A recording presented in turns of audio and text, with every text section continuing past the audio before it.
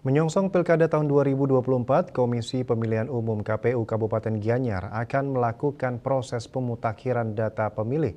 Dalam mendukung proses ini, KPU Gianyar akan merekrut 1.515 petugas pemutakhiran data pemilih atau Pantarhil yang akan bertugas di 872 TPS yang tersebar di 7 kecamatan di wilayah Kabupaten Gianyar.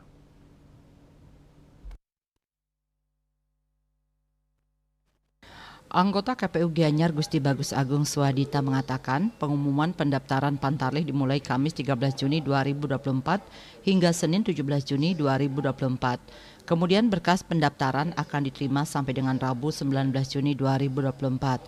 Setelah berkas diserahkan akan dilakukan penelitian administrasi mulai dari 14 sampai 20 Juni. Hasilnya nanti diumumkan pada 21 sampai 23 Juni melalui website maupun sosial media KPU Gianyar. Bagus Swadita menambahkan, Pantarlih akan dilantik secara serentak pada 24 Juni dan akan langsung diberi BIMTEK dan setelah itu akan langsung melakukan coklit, pencocokan dan penelitian di wilayah kerjanya masing-masing.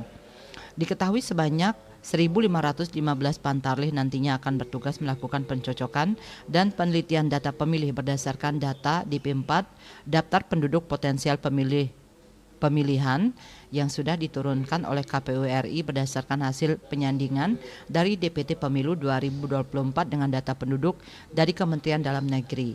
Anggota KPU Gianyar Dewa Ngakan Nyoman Suardita menambahkan, Pantarlih nanti akan menandai apakah pemilu yang tercantum dalam DP4 itu memenuhi syarat MS atau TMS tidak memenuhi syarat.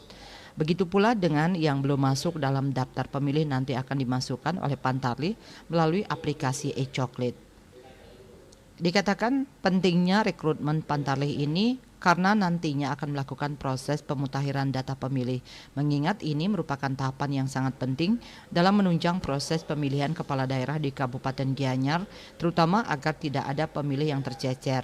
Diharapkan Pantarlih bekerja dengan teliti dan berhati-hati dan tetap mengacu pada basis de jure, sehingga outputnya nanti didapat data yang benar-benar akurat. Muaranya semua pemilih dapat memberikan hak pilihnya pada 27 November 2024. Denpos melaporkan.